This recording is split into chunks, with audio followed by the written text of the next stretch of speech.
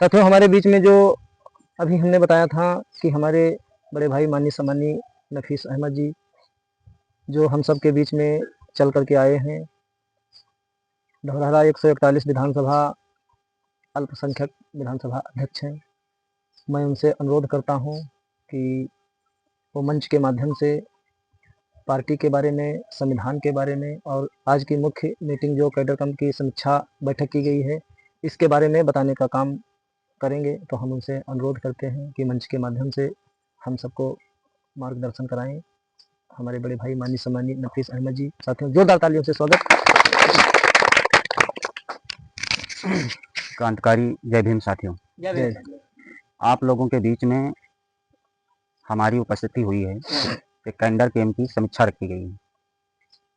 इसका दायित्व ये है कि जो हमारे पद अधिकारी हैं, जो हमारे नेतागण हैं, जिनको जिम्मेदारियां अपनी दी गई हैं, उनको अपनी जिम्मेदारियों को बाकायदा अपनी ही इच्छानुसार, पार्टी के इच्छानुसार उन जिम्मेदारियों को निभाने के लिए कैडर कैंप का आयोजन किया गया, ताकि आपको जिम्मेदारी दी गई और आप अपनी जिम्मेदारी लेकर के, आपको मान के चलिए कोई सदस्यता दे दी गई पार्टी से कि भाई आप हमारे सदस्य हैं और आपको विधानसभा अध्यक्ष बना दिया गया, आपको बूथ का अध्यक्ष बना दिया गया, आपको सेक्टर का अध्यक्ष बना दिया गया, आपको जिम्मेदारी दे दी गई।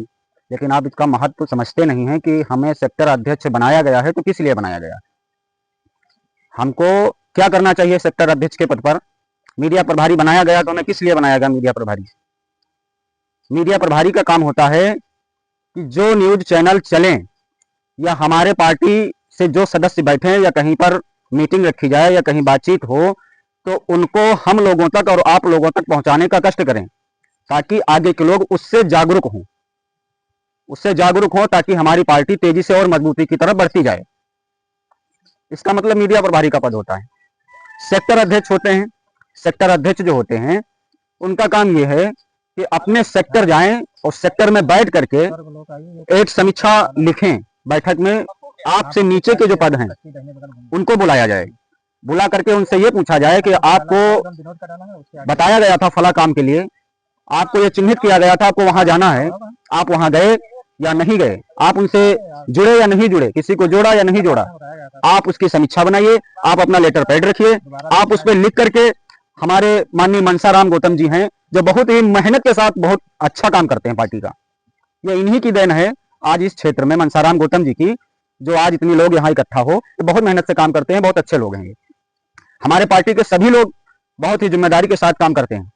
जो लोग हमारी पार्टी से जुड़ते हैं या जिनको जोड़ते हो, उनको अपने विचारधारा को बताओ कि बाबा साहब की विचारधारा ये थी, हमारी पार्टी की विचारधारा ये है। लोग हमसे जब अपनी विचारधारा, अपनी बात हम रखेंगे, उनके समझ में आएगी, तभी तो लोग हमारे करीब आएंगे भाई। जब तक हमारी बात उनके समझ में नहीं आएगी, वो हमारे करीब नहीं आएंगे।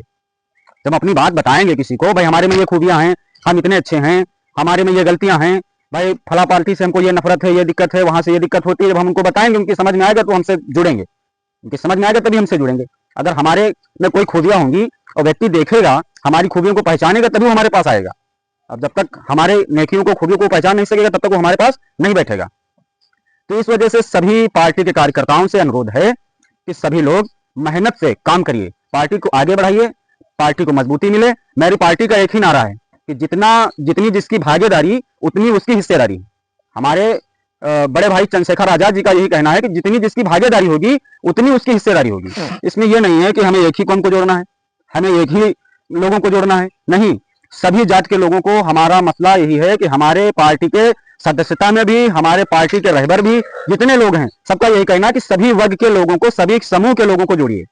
हमारे में कोई भेदभाव नहीं है, हमारी पार्टी के अंदर किसी प्रकार का भेदभाव नहीं माना गया है। हम तो भेदभाव को दूर करने के लिए हमारी पार्टी है। जो पार्टियां एक दूसरे को आपस में लड़ा रही हैं, आपस में लड़ा करके हिंदू मुस्लिम करा रही हैं, कहीं दलित को सिख से, सिख से ईसाई को, मुसलमान को हिंदू से, हिंदू को मुसलमान को आपस में लड़ा करके देश का माहौल बर्बाद किया जा रहा है, देश को खराब किया जा रहा है। हमारी पार्टी उसी पे संक्षिप्त ध्यान दे रही है, उसी पे ध्यान दे रही है हमारी पार्टी कि हम अगर सत्ता में आए, आप लोगों ने मेहनत की, और अगर सत्ता में आए तो इन भेदभाव को हम पूरी तरीके से समाप्त कर दिया जाएगा, हमारी पार्टी बुलंदी तक जाएगी। इस वजह से पार्टियों को, पार्टी के सदस्यों को सतर्क रहना है, किसी के बहकावे में नहीं आना है, जो कार्यकर्ता हैं वो मजबूती के साथ बने रहें। हमारे बाबा साहब भीमराव अम्बेडकर जी का विचारधारा यही थी। उन्होंने कभी किसी के लिए अपनी कलम का यूज किसी के घात के लिए नहीं किया। जब भी उन्होंने अपनी कलम उठाई और अपनी कलम से लिखा तो हर समाज के व्यक्तित्व के लिए उन्होंने लिखा है, जिससे आज हमारा सपना साकार हो रहा है। ये भी बाबा साहब भीमराव अम्बेडकर की देन है, जिससे आज हम और आप लोग संविधान के वजह से, उन्हीं का दिया हुआ संविधान और उन्हीं के संविधान की वजह से हम और आप लोग सुरक्षित हैं। वरना ये लोग कहां ले जाते हमको ये पता नहीं था। ये लोग कहां ले जाकर खड़े करते। अगर वो संविधान ना होता, उनकी एक बंधी दीवार ना खड़ी होती, तो हमको ऐसी जगह ढकेल दिया जाता जहां कहीं हमारी पहचान ना हो सकती थी। तो बाबा साहब भीमराव अम्बेडकर जी की देन है। उन्होंने एक हमको रास्ता पकड़ा दिया, एक कलम दी, एक ताकत दी। ये कलम कोई आम चीज नहीं है। ये कलम जो समझते हो आम चीज नहीं, हमारा सबसे बड़ा देश का हथियार है। इससे बड़ा कोई हथियार नहीं है। बाबा साहब भीमराव अम्बेडकर ने इसी हथियार से जितने उनके बातिल थे, जितने उनके न मानने वाले थे, उन्होंने अपनी ही कलम से किसी शस्त्र अस्त्र किसी से नहीं मारा, उन्होंने अपनी कलम से ही मारा है। और आज तक उनके कलंक में दाग लगा, कोई मिटा नहीं सका, ना तो कभी मिटा पाएगा उनका कलंक। बाबा साहब भीमराव अम्बेडकर ही ने ऐसा कलंक लगाया था कि उनका कलंक कभी नहीं मिटेगा, क्योंकि उन्होंने उनके रास्ते से ना चलने से इनकार किया। उन्होंने उनकी जो स्वाभाविक इच्छाएं थी, जो उनकी मर्यादा थी, उनको तोड़ करके दूसरे रास्ते को अख्तियार कर लिया। इसी से वो हट गए, उनको दाग लग गया। वो कभी हमारे जैसे नहीं बन सकते, क्योंकि हमारे लिए डॉक्टर साहब भीमराव अम्बेडकर जी ने बहुत ही मजबूती का रास्ता दिया, नाइंसाफी को हटा दिया। हमारे जो सफ़े हैं, हमारे जो पन्ने हैं, हमारी जो कलम है, उस पर सिर्फ इंसाफ लिखा हुआ है। उन्होंने जो दर्शाया है, मार्गदर्शन दिया, उस पर सिर्फ इंसाफ का मार्गदर्शन दिया है। किसी को लूटने घसोटने, किसी को बर्बाद करने, किसी को मारने पीटने का आदेश नहीं है हमारे संविधान में। अगर आदेश होता तो ये लोग ऐसे हैं, इनकी चाल तो जानते हो कि क्या कर रहे हैं, देश को कहां ले जा रहे हैं, किस भाषा में, किस दिशा में जा रहे हैं। ये आप लोगों को हर तरीके से मालूम है कि देश को ये खोखला और बर्बाद कर चुके हैं, और फिर दूसरी तरफ लोगों को बहका करके देश को और गहराइयों तक ले जाकर के देश को पूरी तरह डिबो देना चाहते हैं, पूरी तरीके से देश को खत्म कर देना चाहते हैं। तो हमारे बड़े भाई चंद्रशेखर आजाद जी ने पार्टी को मजबूत बनाया। अभी बरेली में कांड हुआ है, आप सभी लोगों को पता होगा बरेली के बारे में। हमारे कार्यकर्ता सब लोग जानते होंगे कि बरेली में जो हुआ है, बरेली के अंदर हमारा एक डेलीगेशन जाना चाहता था। बरेली के अंदर हमारा एक डेलीगेशन वहां जाना चाहता था, लेकिन क्या हुआ, हमारे डेलीगेशन को, हमारे माननीय नेता चंद्रशेखर आजाद जी को पुलिस ने जाकर के उनको कैद कर रखा। उनको कैद कर लिया ताकि वो इंसाफ की बात वहां ना कह सकें, वहां इंसाफ ना दिला सकें। और हमारे बड़े भाई चंद्रशेखर आजाद जी का ये नारा है कि हम कभी किसी अपने भाई पे जुल्म होते कभी देख नहीं सकता हूं। जो हमारा भाई है, जिससे हम लगाव रखते हैं, जो हमसे जुड़ा हुआ, उस पर कहीं भी जुल्म होगा, हम उसे बर्दाश्त नहीं करेंगे। हम कतई बर्दाश्त करने वाले नहीं। हम वहां तक पहुंचेंगे, हम देखेंगे कि हमारे भाई पे क्या अत्याचार हो रहा है, क्यों जुल्म ढाया जा रहा है, क्यों परेशान किया जा रहा है। वो सिर्फ हमारे बड़े भाई चंद्रशेखर आजाद जी की आवाज को दबाना चाहते हैं, ताकि वो वहां पहुंचे, और पहुंचेंगे तो इंसाफ की राह दिखाएंगे, ताकि उनको वहां से नजरबंद कर दिया गया, वहां जाने नहीं दिया गया, सिर्फ इंसाफ ना देने की वजह से। और वहां कोई क्राइम नहीं हुआ था, वहां कोई क्राइम नहीं हुआ था, ना वो क्राइम वाले लोग हैं। क्राइम नहीं किया गया था। किसका नंबर लगेगा? क्या क्राइम है भाई? आप हम बाबा साहब भीमराव अम्बेडकर को अपना आदर्श मानते हैं नहीं मानते हैं? बिल्कुल आदर्श मानते हैं। और हम अपने आदर्शों को अगर नहीं मानेंगे तो किसको मानेंगे भाई? अगर कोई अपने आदर्श को मानता है तो क्या उसका क्राइम है? तभी उसका क्राइम नहीं हो सकता। अपने पूर्वजों को, अपने आदर्शों को मानना कोई क्राइम नहीं होता है। हर व्यक्तित्व का अस्तित्व है यही कि अपने पूर्वजों को सम्मान करे, अपने पूर्वजों को माने। अगर हम उनके रास्ते पर जाते हैं, उनके चरित्र को मानते हैं और जाते हैं, हमको उससे हटाया जा रहा है, बरगलाया जा रहा है, तो कभी बर्दाश्त किया जाएगा? नहीं। क्या तुम उसको छोड़ दोगे, भाग जाओगे? कोई बाबा साहब भीमराव अम्बेडकर को गलत कहते क्या उससे बर्दाश्त कर लोगे? नहीं, कभी नहीं कोई बर्दाश्त कर पाएगा। तो ये लोग सच्चाई को छुपाना चाहते हैं और अपनी झूठाई को आगे तक ले जाना चाहते हैं, और इसमें कोई बात नहीं है। और मैं कहता हूं, आने वाले समय में अगर मेरे भाई चंद्रशेखर आजाद की सरकारें बनी, अगर वो सत्ता में आए, तो ये आवाजें जो दबाई जा रही है, ये दबेंगी नहीं। मैं ये कह रहा हूं दावे के साथ, ये दबाई नहीं जा सकती हैं, ना कोई दबा सकेगा, ये बुलंदी तक जाएंगी। मेरा भाई का कहना है, मैं किसी गरीब, मजलूम, यतीम, बेवा पर जुल्म होते नहीं देख सकूंगा, किसी का जुल्म नहीं देख सकूंगा। इसलिए मैं आप लोगों से अनुरोध करता हूं कि अपनी पार्टी को, अपने कार्यकर्ताओं को मजबूती के साथ पकड़िए, मजबूती से चलिए, सही रास्ते पे चलिए, लोगों को एकत्रित करिए, लोगों को एक जगह मौजूद करिए, अपनी भाषा को बताइए, उनको समझाइए कि हमारी पार्टी का अस्तित्व क्या है, हमारे पार्टी में क्या खूबियां हैं, हमारी पार्टी से क्या लाभ है। जब उनको बताओगे हमारी पार्टी से ये लाभ है, हमारी पार्टी से ये कमियां दूर होंगी, हमारी पार्टी में आने से आपको ये लाभ मिलेगा, तो आपको लोग मिलेंगे, आपसे जुड़ेंगे, आपका कारवां धीरे धीरे बढ़ता चला जाएगा और हम मजबूती की तरफ चले जाएंगे। नहीं जाएंगे भाई, अब तक जब तक हम और आप लोग एकत्रित नहीं होंगे, अपने आप को मजबूत नहीं करेंगे, तब तक हम मजबूत नहीं हो सकते। पहले अपने खंभे को मजबूत करिए, दामन मजबूती से थामिए, पहले अपने आप मजबूत हो जाइए, फिर दूसरे को आप मजबूत कर सकते हैं। जब तक अपने आप को मजबूत नहीं कर पाओगे, तब तक किसी दूसरे को मजबूत नहीं कर पाओगे। पहले अपने आप को मजबूत करिए, अपनी पार्टी को मजबूत करिए, अपने कार्यकर्ताओं को मजबूत करिए। जहां मीटिंग हो, जिस जगह माननीय मनसाराम गौतम जी, बड़े भाई इंद्रजीत जी, ये जहां बुलाएं, इनकी आवाज पे आप लोग जाइए, आप लोग जाने का काम करिए। यह नहीं है कि माननीय मनसाराम गौतम जी ने आपको फोन किया, भाई मीटिंग है, तो मीटिंग में 2 ही लोग जाएं, 4 ही लोग जाएं, बाकी के लोग ना जाएं, तो उससे क्या होता है, वहां पे हमारी जो है पार्टी की थोड़ा कमतरी महसूस होती है। ये लोग खाली भटक रहे हैं, इनके पास कुछ नहीं है, दिखावा कर रहे हैं, इनके पास कुछ नहीं है। अगर दिखावा करने की बात आएगी तो हम बर्बाद हो जाएंगे। हमारा डेडिकेशन है, हम एक मजबूत हैं, हमारे पास एक मजबूत रस्सी है, उस रस्सी को मजबूती से पकड़िए। मनसाराम गौतम जी के साथ जहां बुलाना हो, जिस जगह काम हो, ये फोन करे, उस जगह पहुंचो और इनका साथ दो, ताकि ये आप लोगों को और हमको आगे बढ़ाने का काम करेंगे। बस इसी वाणी के साथ मैं अपनी भाषा को विराम देता हूं। जय भीम। बहुत बहुत हमारे अध्यक्ष जी को धन्यवाद है तहे दिल से। अब इसी कड़ी को आगे बढ़ाते हुए बड़े हर्ष के साथ कहना पड़ता है कि आप हम सब लोगों के बीच में हमारे बड़े भाई माननीय सम्मानीय नंदराम यादव जी आ चुके हैं, जो कि हमारे जिला लखीमपुर खीरी जिले के जिला उपाध्यक्ष हैं। भाई इनका जोरदार तालियों से स्वागत किया जाए और साथ ही साथ हम उनसे अनुरोध करते हैं कि पार्टी के बारे में कुछ ना कुछ बताने का काम जरूर करें। जय भीम। देखिए, भाई ने बताया कि पार्टी को आगे बढ़ाना है, तो हम लोगों को खुद जो है एक दूसरे को क्या बताना है कि हम आप लोगों को खुद डिसाइड करना पड़ेगा। जैसे एक संविधान, ऐसे रामायण, सब लोग रामायण पढ़ते हैं, हमारी रामायण है संविधान। संविधान में जो अच्छाइयाँ लिखी हैं, जब लोगों को हम वो अच्छाइयाँ बताएंगे, तब मेरा समाज जो है सुधरेगा और आगे बढ़ेगा।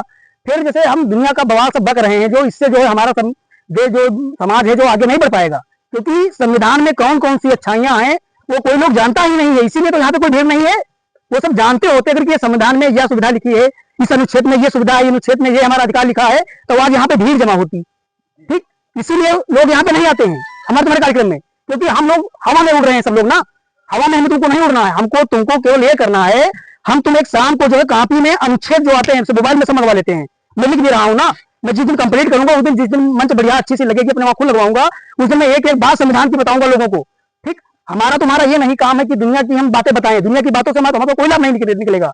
हमारी तुम्हारी जड़ अगर जो है तो है संविधान, जिससे देश चल रहा है, जिससे सब राजनीति कर रहे हैं और जो है हमें तुम्हें बेवकूफ बना रहे हैं। क्या कर रहे हैं, देखो ये रास्ता बना है ना, ये केवल किस लिए नहीं बना है, क्योंकि हम तुम अधिकार नहीं जानते। नेपाल में देखा अभी जो है सब लोग आकर एकदम से प्रधानमंत्री और मुख्यमंत्री जिनको सबको पीट कर भगा दिया, सबको क्यों भगा दिया जानते हो? क्योंकि उनको अधिकार पता चल गया कि ये हमारा अधिकार है, ये लोग नहीं दे रहे हैं, डंडा लाठी सब खा रहे हैं। देखो जितने विद्यार्थी हैं जो मांगने जाते हैं कि हाँ हमें नौकरी चाहिए, तो नौकरी जब मांगने जाते हैं तो वहां पर जो लाठी खाते हैं, यही काम हुआ था नेपाल में। लाठी जब उन्होंने खाया तो उन्होंने देखा कि हमारी आर्थिक स्थिति में हमारी जो सुविधाएं हैं वो हमें नहीं मिल रही हैं, इसीलिए सारी जनता रोड पे आके और जो प्रधानमंत्री मुख्यमंत्री जितने थे सबको पीट कर भगा दिया। तो हम लोग केवल हवा में उड़ रहे हैं। देखो हवा में उड़ने से कुछ नहीं होगा, न चंद्रशेखर भाई को मजबूती मिलेगी, न हम लोगों को मजबूती मिलेगी। आप जहां भी बैठिए अपने संविधान के बारे में बताइए, ये दुनिया का बाउंडर मत बताइए कि ये बजरंगबली कुछ नहीं देंगे, रामचंद्र, इनसे हमसे कोई मतलब नहीं है। हमारा तुम्हारा मेन मतलब है संविधान, जिससे हमारा तुम्हारा हक और अधिकार मिलता है। वो जब अपने लोगों को हम बताएंगे तब वो जहां आप कार्यक्रम करोगे वहां पे सब एकत्रित होंगे। ठीक, और ऐसे सब बताते हैं कि वहां मत जाओ, वो रंग मत दिखाओ, ये रंग हमारा है, वो रंग तुम्हारा है, इससे हमें तुम्हें कोई लाभ नहीं। रंग तो हमें तुम्हें बहुत से दिखा रहे हैं कब से, हम तुम रंग ही तो देखते आए हैं और तो कुछ देखा ही नहीं है। क्यों यहाँ पे भीड़ नहीं है? किसी को पता ही नहीं है कि संविधान में क्या क्या अच्छाइयां हैं। बाबा साहब का क्यों नहीं सब सम्मान करते हैं? इसीलिए नहीं सम्मान करते हैं क्योंकि वो जानते ही नहीं कि बाबा साहब ने क्या लिखा है इसमें, कोई पढ़ता ही नहीं है। और सबसे मेन बात यह है कि असल में चाहिए तो यह था कि शुरुआत से स्कूल में अगर जो संविधान पढ़ाया जाता तो ज्यादा नहीं 10 साल में सुधार हो जाता। ठीक, हर एक बच्चे को अपना अपना अधिकार मालूम होता। तो आज जितने अधिकार से वंचित पड़े हैं, इसके लिए जो सारे लोग जो रोड पे खड़े होते हैं आज, जैसे नेपाल में हुआ था। तो हमारा तुम्हारा मेन मकसद अगर जो है तो वो है संविधान। हमें तुम्हें केवल बात करनी है तो करनी है, बस केवल संविधान की करनी है, चाहे मैं पार्टी में करूं या किसी सभा में करूं या गांव में करूं, कहीं भर्ती करूं, केवल करना है बस तो कुछ संविधान की बातें करना, अनुच्छेद गिनाना है लोगों को, ये अनुच्छेद 47 में ये सुविधा लिखी है, अनुच्छेद 48 में ये सुविधा लिखी है, अनुच्छेद 51 में ये सुविधा लिखी है, ये हमारा तुम्हारा अधिकार है। 57 सुविधाएं लिखी है संविधान में, वो बताता नहीं है। क्यों नहीं बताता जानते हो? वो जानता है कि अगर इनको बता दोगे तो आगे राजनीति में जब आप आओगे तो ये लोग यही कहेंगे कि आपने तो बताया था इतनी सुविधाएं लिखी हैं, आप क्यों नहीं दे रहे हैं। इसीलिए हम लोगों को गुमराह किया जा रहा है ना। कोई नेता आकर मंच पर ये नहीं बताता कि संविधान में 47 सुविधाएं लिखी हैं और सब जनता की सुविधाएं हैं, किसी और की नहीं है। पशु पक्षी की सुविधाएं हैं, जितने बाघ जंगल जितने हैं तो इनकी सबकी सुविधाएं लिखी इसमें। जो व्यक्ति बहुत गरीब है उसकी एक आर्थिक स्थिति ना एक रकम मुहैया कराए सरकार से 6,000 5,000 ऐसे जो कर जो है हर एक व्यक्ति को जो गरीब परेशान दुखी है उसको जो एक रकम मुहैया कराए 3,000 हो या 5,000 हो, जितने में उसकी आर्थिक स्थिति में से उसका घर चल सके, उसका परिवार सुरक्षित रहे, वो रकम जो है हर एक व्यक्ति को मिलनी चाहिए जो परेशान गरीब है। कोई बताता है इन चीजों के बारे में? दुनिया का बवंडर हम तुम बक रहे हैं ना, दुनिया के बवंडर बकने से तुम नहीं सक्सेस होंगे। हमारा तुम्हारा अगर जो समाज सुधरेगा तो सुधरेगा संविधान से। जब उसकी बातें हम लोग करेंगे, शाम को आप आराम से बैठिए, फिर मोबाइल में मंगा कर जितने अनुच्छेद हैं सब लिखो कापी पर आराम से, भले ही 4-4 लिखो, 4-4 बताओ, मैंने नहीं कहा जनता कहाँ 4-4 जब समझाओ लिखो तब आप कार्यक्रम को करिए तो आपके जरूरत पर जनता बिल्कुल कुर्सी नहीं डाली जगह रही, इतनी जनता आई दुनियादारी से हवा महा उड़ा करी हम तुम यहाँ यू वसी बजरंगबली का नाम मानो, यू फलाने ना करो, धमाके ना करो, इससे हमारा तुम्हारा लाभ नहीं होना है। क्योंकि हम असल माँ देखा जाए जो तो जितना अपने माँ भागवती जितनी होती है बौद्ध धर्म के लिए, ये असल माँ मंच पर चाहिए तो यही कि केवल संविधान की बात हो। बाबा साहब ने जो किया या उनके पे जो बीता वही जानते थे ना, उन्होंने बीत कर सब करके संविधान जब लिख दिया तो उसको हमें तुम्हें बताना है ना। ये दुनियादारी हमें तुम्हें नहीं बकनी है कि यहाँ दुनियादारी बकते रहें और ये सब लोग सुनते रहें केवल, बस इतना ही काफी नहीं है। काफी वो है कि हमें तुम्हें केवल बताना है संविधान, वही हमारी तुम्हारी जड़ है। और भीम आर्मी आजाद समाज पार्टी को अगर आगे कोई ले जा सकता है तो वो है संविधान। और जब तक एक व्यक्ति के अंदर जो संविधान नहीं गूंजा होगा तब तक व्यक्ति सुधरेगा नहीं। कोई सपा में जा रहा, कोई बसपा में जा रहा, कोई कांग्रेस में जा रहा, कोई बीजेपी का झंडा लिए घूम रहा, तो भटके है ना। तो उनको रास्ते पर अगर जो लाना है तो हम सब लोगों से हाथ जोड़कर विनती करते हैं कि सब लोग शाम को जो है अपने अपने एक कलम एक कापी पर आराम से बैठकर शाम को अब एक एक अनुच्छेद नोट करिए अपने अपने कापी पर और हर एक व्यक्ति को बताइए कि इस अनुच्छेद में ये सुविधा है, इस अनुच्छेद में ये सुविधा है। मैं इसी बात को कहते हुए मैं अपनी वाणी को विराम करता हूँ। जय भीम, जय भारत। बहुत बहुत हमारे प्रभारी जी को तहे दिल से धन्यवाद। साथियों, जो आज यहाँ भीड़ इकट्ठा नहीं हुई है, हमारे माननीय जिला उपाध्यक्ष जी ने बताया कि यहाँ भीड़ नहीं है। तो भीड़ इसलिए नहीं है यहाँ पर कि आज की जो अहम मीटिंग रखी गई है तो इसमें ना तो कोई कार्यकर्ता बुलाया गया, ना किसी गांव वाले को भी पता है। समीक्षा बैठक का मतलब होता है सिर्फ कार्यकर्ता, जो पार्टी से कार्यकर्ता जुड़े हैं, चाहे वो सेक्टर के हों, चाहे बूथ के हों, चाहे सदस्य हों और चाहे विधानसभा लेवल के कार्यकर्ता हों। तो समीक्षा बैठक में साथियों सिर्फ कार्यकर्ताओं को बुलाया जाता है, इसलिए यहाँ पर भीड़ नहीं है। आपने जो बातें कही बहुत अच्छी लगी बात है, मगर गांव वहाँ है तो आस पड़ोस के आदमी सुनने के लिए जो आए सकते हैं, बहुत बहुत तहे दिल से धन्यवाद है। बुलावा हो या ना हो, बस कोई बात नहीं है। और इसी क्रम को आगे बढ़ाते हुए हम अपने बड़े भाई माननीय सम्मानीय संदीप कुमार चौधरी साहब जो हमारे ललमुन्ना से चल करके आए हैं, 141 विधानसभा धौरहरा क्षेत्र के विधानसभा उपाध्यक्ष हैं। बहुत मेहनत और बहुत लगन से साथियों विधानसभा में काम कर रहे हैं। तो हम उनसे अनुरोध करते हैं कि मंच के माध्यम से कुछ ना कुछ हम सबको बताने का काम करें। तो भाई इनका जोरदार तालियों से स्वागत होना चाहिए, हमारे माननीय सम्मानीय संदीप कुमार चौधरी जी। सभी लोगों को जय भीम, नमो बुद्धाय। सभी सम्मानित साथियों को संदेश देने वाले, घर घर विज्ञान की आलोक जगाने वाले, तरक की विद्या देने वाले महामानव भगवान गौतम बुद्ध को मैं नमन करता हूँ। मौर्य समाज अशोक सम्राट को मैं नमन करता हूँ, जिन्होंने देश अखंड भारत का निर्माण किया। मैं नमन करता हूँ पाखंड को खंड खंड करने वाले संत कबीर जी, संत गुरु नानक जी, संत रविदास जी, भगवान बिरसा मुंडा जी को मैं नमन करता हूँ। इस देश की पहली बार विद्यालय खोलने का काम करने वाली माता सावित्रीबाई फूले को नमन करता हूँ। राष्ट्रपिता ज्योतिबा फूले जब घर से बाहर निकाल दिए थे, उनको शरण देने वाले राष्ट्रपिता के साथी शेख उस्मान फातिमा शेख को नमन करता हूँ। मैं यादव समाज में जन्मे पेरियल या ललई यादव सिंह को नमन करता हूँ। पासी समाज में जन्मे लाखन पासी, बिजली पासी, सातन पासी को नमन करता हूँ। निसास समाज में जन्मी फूलन देवी को नमन करता हूँ। कोरी समाज में जन्मी झलकारी बाई जन्मे चंद्रगुप्त मौर्य को नमन करता हूँ। भारतीय संविधान निर्माता आधुनिक भारत के वंचितों को और महिलाओं मुक्तिदाता ज्ञान प्रतीक विश्व रत्न परम पूज्य बाबा साहब डॉक्टर भीमराव अम्बेडकर हमारे समाज के लोग 1 घंटा समय के लिए और याद करिए उस बाबा साहब डॉक्टर भीमराव अम्बेडकर जिनका लड़का मरा पड़ा था, और वो लड़का जब मरा पड़ा था और उसे भीमराव अम्बेडकर के परिवार वाले ने कहा अम्बेडकर तो कितना निर्दयी है, कम से कम अपने लड़के का। बाबा साहब डॉक्टर भीमराव अम्बेडकर कहते हैं यदि मैं अपने लड़के के चक्कर में पड़ूंगा वह तो इस दुनिया छोड़कर चला गया और गोलमेज में सम्मेलन छूट जाएगा। तो और इसलिए बाबा साहब डॉक्टर भीमराव अम्बेडकर अपने लड़के की मुंह फेर लेते हैं, चले जाते हैं गोलमेज सम्मेलन के लिए।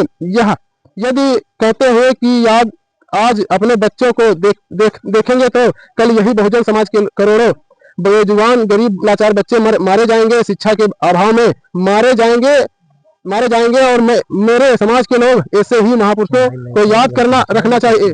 और याद करिए उसे माता भीमा रामबाई को जिन्होंने इस देश में बाबा साहब डॉक्टर भीमराव अम्बेडकर से कहा था जितने कदम तुम चलोगे उतने कदम हम चलेंगे। और बाबा साहब डॉक्टर भीमराव अम्बेडकर जब मीटिंग करोगे तो बताएंगे हम 100 नंबर से पहले आएंगे। जब एक बार अपने आदमी लोग नहीं, अपने कार्यकर्ता नहीं इकट्ठा हो सकते हो तो वहां भीम आर्मी भारत एकता मिशन जब कोई जुल्म ढाए जाएंगे, कोई कार्यकर्ता पर कोई आंच आएगी तो कैसे पहुंच पाएंगे हम लोग।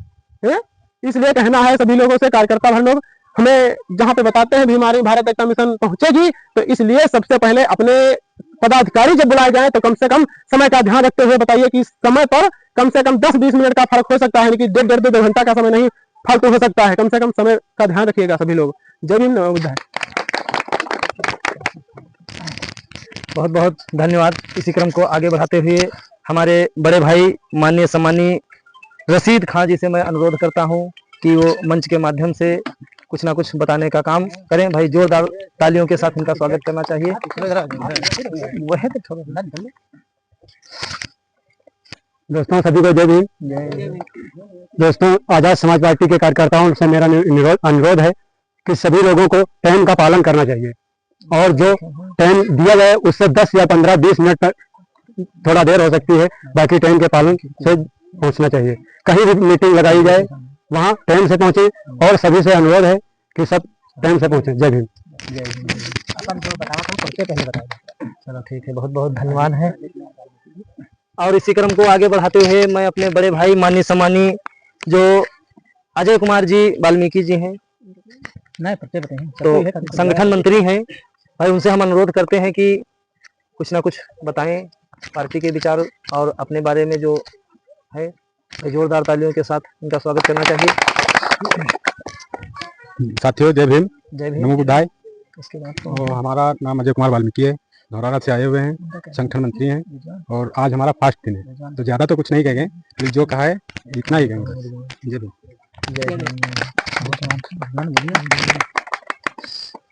इसी क्रम को आगे बढ़ाते हुए मैं अपने बड़े भाई रिजवान साहब से अनुरोध करता हूं कि भाई जो सेक्टर अध्यक्ष हैं जरूर अपना परिचय दें। भाई जोरदार तालियों के साथ स्वागत होना चाहिए। इसमें भाई शर्म करने की कोई बात नहीं है। जय भीम जय भारत। जय भीम जय भारत। हम रिजवान चौधरी धौरारा 141 धौरारा विधानसभा से हम सभी लोग इसलिए जुड़े हैं कि पार्टी के लिए मेहनत करना है, काम करना है। ये नहीं कि यहाँ से जाओ घर पे भूल जाओ। यहाँ कौन कौन सी बातें हुई ये भी नोट करना है आप सभी लोगों को। भाई ने क्या बोला, इधर हमारे भाई साहब इधर हैं, मनसाराम भाई साहब, सभी लोगों ने बात कही, उसको नोट करिए आप सभी लोग। ये नहीं कि सुन लिया बस यहीं तक बात, आगे नहीं, आगे भी बात पहुंचानी है सभी लोगों के पास। और टाइम का तो बहुत जरूरी ध्यान रखना है। अगर 10 बजे है तो आप कोशिश करिए 10 बजे आने। ये नहीं कि नहीं हम 10:30-11, ये कहीं का नियम नहीं। जब हम ही लोग आपस में नहीं मिल पाएंगे तो बाद में क्या करने से। तो मेरा बस यही इतना आप लोगों से कहना है कि अगली अगर मीटिंग हो रही है तो टाइम से आइए, सभी लोग टाइम से आइए। कार्यकर्ता नहीं आ पाएंगे तो बाकी जनता क्या आएगी बाद में। ठीक, धन्यवाद। जय भीम जय भारत। बहुत बहुत धन्यवाद साथियों। इसी क्रम को आगे बढ़ाते हुए हम अपने बड़े भाई माननीय सम्मानीय आसाराम गौतम जी जो सुरजनपुर से चल करके आए हैं, मैं उनसे अनुरोध करता हूं कि वो अपना परिचय बताएं और पार्टी के बारे में कुछ ना कुछ बताने का जरूर काम करें। जोरदार तालियों के साथ भाई इनका स्वागत।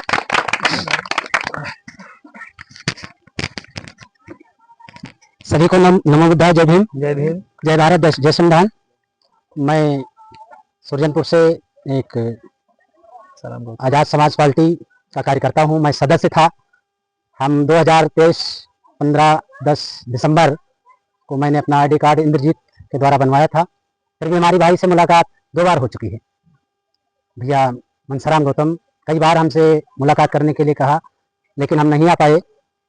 और मैं यही चाहता हूं कि मैं जैसे हम इतने दिन तक पीछे था और आज मैं फिर भी आपके सब लोगों के सामने आया हूं, ऐसे आप लोग हमारे जैसे आप काम करते रहेंगे तो आजाद समाज पार्टी का जो कारनामा है वो पीछे हट जाएगा। इस तरह हम लोग मजबूती के साथ आजाद समाज पार्टी के साथ जुड़े रहें और हमेशा उसके कार्यों को बुलंद करें।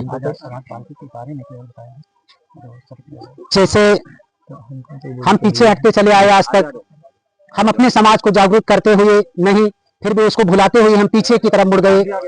जब कभी भाई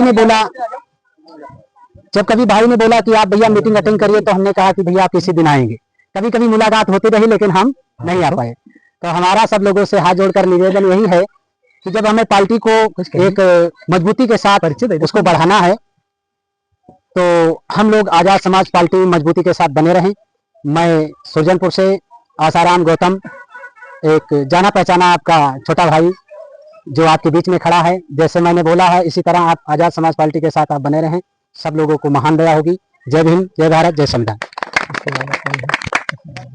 आप लोग की भी कमी है, जिस जगह मीटिंग रखी जाए इसी क्रम को आगे बढ़ाते हुए पहली बार भाई बताना चाहिए। हम अपने छोटे भाई यहाँ पे मीटिंग होगी, जो हमारे ही ग्राम नवरंगपुर से चल करके आए हैं, आप डिसाइड करके विक्रम कुमार गौतम जी से अनुरोध करते हैं जो हमारे सेक्टर के अध्यक्ष हैं, भाई हो जाता है ना हमारे साथ 6-7 मंच के माध्यम से आए और अपना परिचय दें और जो कुछ उन्होंने अपने विचार बनाए हों तो बीच में आप लोगों के रखने का प्रस्ताव रखें। भाई जोरदार तालियों के साथ लीजिए भैया, मैं लीजिए यहाँ पे। हाँ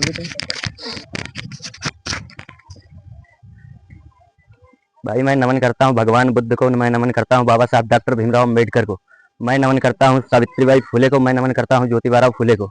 मैं समय समय पर सभी महापुरुषों में जन्मे हुए सभी लोगों को नमन करता हूँ। मैं ज़्यादा तो कुछ भाई अभी नहीं बोल सकता हूँ क्योंकि हमें सीख नहीं मिली है, लेकिन मैं एक शायर के माध्यम से कुछ कहूँगा जरूर। लड़ने के लिए पढ़ना पड़ेगा, पढ़ने के लिए लड़ना पड़ेगा। हमारी किताबें तो बहुत सी लिखी हैं, लेकिन संविधान को, हक और अधिकार को जानने के लिए हमें बाबा साहब के लिखे हुए संविधान को पढ़ना पड़ेगा। बहुत बहुत धन्यवाद। अपनी बात यहीं पर मैं समाप्त करता हूँ। ज्यादा से ये कहना जा रहा हूँ, जो लोग कहते हैं कि बीच में कलयुग आएगा, आज की डेट में कलयुग नहीं आएगा। आज देखो जो कलम का युग आएगा। ये हम आपको कहाँ से बता रहा हूँ, ये मत सोचना कि ये कलम से युग होगा। कलम से युग ये होगा, जो होगा इसी युग में होगा, जो होगा इसी युग में होगा, कल युग में नहीं होगा। और कल युग में जब होगा तो कल युग में नहीं, कलम युग से होगा। काहे के कलम युग से होगा, जो कलम से लिख जाएगा वही होगा, वही कलम का लिखा कोर्ट कचहरी जेल का जाता है, या कोई जहाँ आप जाइए या कहीं आप स्थान पे जाइए। हम आपको बीच में बता रहे हैं, कहा आप जैसे हम गोला जा रहे हैं, सीधे बता रहे हैं, सीधी बात। हम आप कहते हैं गोला जा रहे हैं तो सीधे कहते हैं पर्ची बनवा लीजिए, उनके साथ में चलना है तो यार गोला चलना है, तो यानी कलम का लिखा चलता है, यानी कल तो शुद्ध यानी साफ साफ लिखा जाए कलम युग, कल युग नहीं है। कल युग इसलिए नहीं है कि जब हम रहेंगे नहीं तो कल युग आएगा नहीं। हम जो आज कहेंगे तो कल नहीं आएगा, जो कल कहेंगे वो जो कलम से लिख जाएगा वो आएगा, और जो ऐसे मुंह से बोल देंगे वो नहीं आएगा। इसी क्रम को आगे बढ़ाते हुए हमारे बड़े भाई माननीय सम्मानीय जो धौरहरा की सरजमी से चलकर लालापुरवाह पे आए हैं, दुर्गेश कुमार जाटव जी, मैं उनसे आग्रह करता हूं कि आए और विचार रखें। भाई जोरदार तालियों के साथ इनका स्वागत। जो हमारे विधानसभा महासचिव हैं। मैं नमन करता हूँ मुस्लिम समाज में जन्मे मौलाना आजाद कलाम को कानून के तहत संविधान दस्तावेज बनाने का कार्य करने वाले संविधान निर्माता, नारी मुक्तिदाता, बहुजनों के भाग्य विधाता, बहुत संत बाबा साहब भीमराव अम्बेडकर को, बाबा साहब भीमराव अम्बेडकर के बाद इस देश में नीली क्रांति को उजागर करने वाले बहुजन नायक माननीय काशीराम को नमन करता हूँ और आजाद समाज पार्टी काशीराम का गठन करके इस देश में नई नीली क्रांति लाने का काम किया, उसे इस नीला सलाम करता हूँ। जय भीम, जय भीम। सभी सम्मानित साथियों को जय भीम, जय भारत, जय संविधान। सर्वप्रथम करुणा के सागर, दया के भंडार तथागत भगवान गौतम बुद्ध अखंड भारत को बहुत प्यारा सा संविधान देने वाले परम पूज्य बोधिसत्व डॉक्टर BRB अम्बेडकर साहब सर्वप्रथम इस भारत देश में घर घर शिक्षा की अलग जगाने वाली भारत की सर्वप्रथम महिला सावित्रीबाई फुले ज्योतिबाराव फुले, बीएसपी बामसेफ, बहुजन नायक मान्यवर कांसीराम साहब और समय समय पर जन्मे हुए सभी महापुरुषों को नमन करते हुए और हमारे यहाँ पर विधानसभा के सेक्टर अध्यक्ष, विधानसभा सचिव, महासचिव, मंत्री, संगठन साथी, जो भी हमारे सम्मानित कार्यकर्ता, बड़े भाई माननीय सम्मानीय नफीस अहमद, नंदराम यादव जी, राजू अम्बेडकर जी, संदीप कुमार जी, राजेश कुमार, सतीश कुमार जी, इंद्रजीत अम्बेडकर, इतवारी लाल, आसाराम, शिवराम, जगदीश प्रसाद, सतीश कुमार, रिजवान चौधरी साहब, सुनील गौतम, गुड्डू गौतम, दिलीप कुमार, जितेंद्र कुमार, अजय कुमार, शहाबुद्दीन, रशीद खां, दुर्गेश कुमार जी और माननीय सम्मानीय मनसाराम गौतम जी, सभी साथियों का तहे दिल से स्वागत, वंदन, अभिनंदन करता हूँ। साथियों, जो आज इस ग्राम में स्वर्गलोक की सरजमी धरती पर कार्यक्रम रखा गया, तो यहाँ आज साथियों जो है सिर्फ मीटिंग आज की इसलिए रखी गई कैडर कैंप के माध्यम से कि हमारे कार्यकर्ताओं को सूचित करना है कि किसको कौन सा काम करना है और जो काम जिसको दिया गया है वो सभी साथियों से कहना है कि अपनी अपनी जिम्मेदारी के साथ अपना अपना काम जरूर निभाने का काम करें। साथियों, थोड़ा बहुत इधर उधर लेट तो होता चलता रहता है क्योंकि कुछ बारिश होने लगी, इसलिए कुछ साथियों को लेट हुआ और कोई ना कोई साथी कहूँ जरूर फंस गया होगा, इसलिए लेट सबको हुआ है। तो आने वाली तारीख जो मीटिंग रखी जाएगी तो हम सभी साथियों से अनुरोध करते